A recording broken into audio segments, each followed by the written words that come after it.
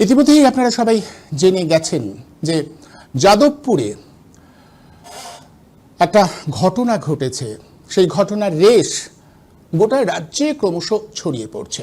এই পরিপ্রেক্ষিতে আমাদের রাজ্যের শিক্ষামন্ত্রী তিনি জানিয়ে দিয়েছেন, খুব দ্ব্যর্থহীন ভাষায় পরিষ্কারভাবে তিনি জানিয়ে দিয়েছেন যে যাদবপুরে মাওবাদী, অতি বাম এবং সব ধরনের বাম মিলে একটা বিশৃঙ্খল অবস্থা তৈরি করবার চেষ্টা চালিয়ে যাচ্ছে। তার মূল্যায়ন একেবারে পরিষ্কার, বামরা, সব ধরনের বাম এবং মাওবাদীরা ভয়ঙ্কর উচ্ছৃঙ্খল একটা পরিস্থিতি তৈরি করবার চেষ্টা করছে।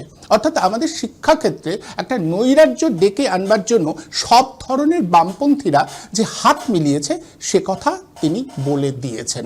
ঠিক এই পরিপ্রেক্ষিতে আমি আপনাদের একটা অন্য কথা শোনাবো, একদম অন্য কথা, সম্পূর্ণ ভিন্ন প্রেক্ষিতের একটা কথা শুনুন। অনেকেরই হয়তো মনে নেই, আমি আপনাদের মনে করিয়ে দিই। কামাওবাদী হওয়ার চেয়ে মাওবাদী হওয়া ভালো। আবার বলি, কামাওবাদী হওয়ার চেয়ে মাওবাদী হওয়া ভালো। এই কথাটা কে বলেছে বলুন তো? হ্যাঁ, ঠিক শুনছেন, আমি আপনাদের বলে দিচ্ছি। এই কথাটা বলেছেন নাট্যকার ব্রাত্য বসু, যিনি আমাদের এই সময়কার শিক্ষামন্ত্রী।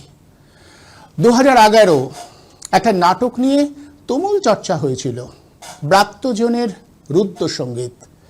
সেই নাটকে জর্জ বিশ্বাস মানে দেবব্রত বিশ্বাসের মুখে একটা সংলাপ ছিল, কামাওবাদী হওয়ার চেয়ে মাওবাদী হওয়া ভালো।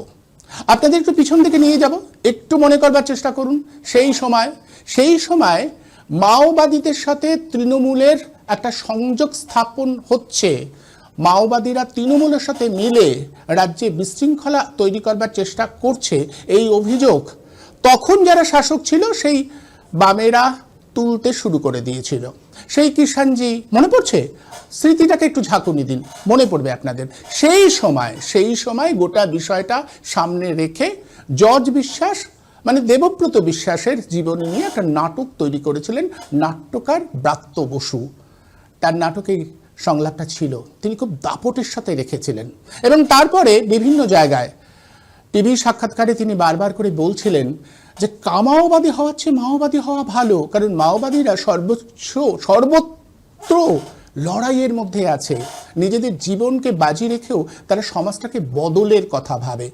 সেই বদলের সঙ্গে আপনি বা আমি একমত নাও হতে পারি, কিন্তু তাদের আদর্শ, তাদের নৈতিকতা এটা নাকি অনুসরণযোগ্য, অন্য কেউ নয়।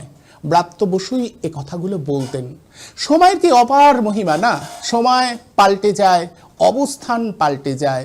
সেই ব্রাত্য বসু আজ এ রাজ্যের শিক্ষামন্ত্রী, তৃণমূল কংগ্রেসের একজন নেতা। তিনি যেভাবে বলছেন ছাত্রদের উপরে গাড়ি চাপা দিয়ে দিচ্ছেন, তারপরে বলছেন বিশৃঙ্খলা তৈরি করবার চেষ্টা করেছিল এবং সব ধরনের, শুধুমাত্র মাওবাদী নয়, সব ধরনের বামপন্থীদের বিরুদ্ধে তিনি জেহাদ ঘোষণা করবার কথা বলছেন। কি অদ্ভুত না? বারবার মনে পড়ে, মানুষের এমন পরিবর্তন হতে পারে, মানুষ এভাবে বদলে যায়। একটা সময় যা বলেছিলেন আর আজ বলছেন ঠিক উল্টো। যারা গত কয়েকদিন ধরে আমাদের শিক্ষামন্ত্রীর পক্ষ নিয়ে নানা রকম কথা বলছেন এবং একই সুরে গেরুয়া এবং সবুজ মিলেমিশে একত্রিত হয়ে যাদবপুর বিশ্ববিদ্যালয় এবং জেএনইউতে যে কোনো ধরনের উগ্রপন্থা মোকাবিলা করবার জন্য কেন্দ্রীয় বাহিনী আহ্বান করবার কথা বলছেন, সেই মাথা মোটা, সেই অশিক্ষিত নির্বোধ লোকজনদের মনে করিয়ে দিই, এই হচ্ছে ব্রাত্য বসু। একসময় তিনি ঠিক উল্টো বলেছিলেন, আগামী দিনে আবার উল্টো বলবেন না তেমন কোনো গ্যারান্টি নেই। আর আজ যারা বারবার করে বিজেপি আর তৃণমূলের দ্বন্দ্ব খুঁজে বেড়াচ্ছেন, বিভিন্ন সময় যারা মনে করছেন বিজেপি আর তৃণমূল দ্বন্দ্ব রয়েছে, তাদেরও মনে করিয়ে দেবো, দেখুন দ্বন্দ্বটা কিভাবে ঘুচে গেল। আজ সারাদিন ধরে যাদবপুর বিশ্ববিদ্যালয় চত্বরে বিকেলের পরে বিজেপির ছাত্র সংগঠনের কর্মীরা নেমে পড়েছে। ফেস্টুন, ব্যানার ছেঁড়া থেকে যাবতীয় কাজ তারা শুরু করে দিয়েছে। কাদের অঙ্গুলি হেলনে হচ্ছে, কিভাবে হচ্ছে? আসলে ওই যে বলছিলাম না, সাম্প্রদায়িকতা, ফ্যাসিবাদ, এর বিরুদ্ধে লড়তে হলে একটা অবস্থান লাগে।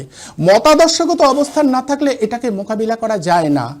তাই যারা বা যে সমস্ত মানুষজন ভাবছেন যে লড়াইটা এমনি এমনি হয়ে যাবে, এ রাজ্যে আমরা সাম্প্রদায়িকতার বিরুদ্ধে এমনি এমনি লড়ে যেতে পারবো, কিংবা মমতা বন্দ্যোপাধ্যায়ের আঁচলের নিচে দাঁড়িয়ে সাম্প্রদায়িকতাকে প্রতিহত করা যাবে, তাদের বারবার মনে করিয়ে দেব বাবুল সুপ্রিয় যখন যাদবপুরে গিয়ে আক্রান্ত হয়েছিলেন এবং তারপরে সেই আক্রান্ত হওয়ার গল্প বলে যাদবপুরকে ঠান্ডা করবার কথা বলেছিলেন, তখন তিনি কোন দলের সদস্য ছিলেন, কোন দলের মন্ত্রী ছিল মনে আছে তো?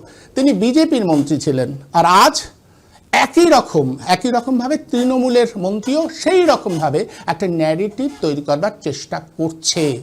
ফলে ওই যে বললাম, সত্যি যদি সাম্প্রদায়িকতার বিরুদ্ধে লড়তে হয়, সত্যিই যদি ফ্যাসিবাদকে রুখতে হয়, সত্যি যদি ধর্ম আর রাজনীতিকে আলাদা করতে হয়, একটা অবস্থান নেওয়া দরকার, মতাদর্শগত অবস্থান। আপনার যদি মতাদর্শগত অবস্থান ঠিক না থাকে, কোনোভাবেই মোকাবিলা করতে পারবেন না।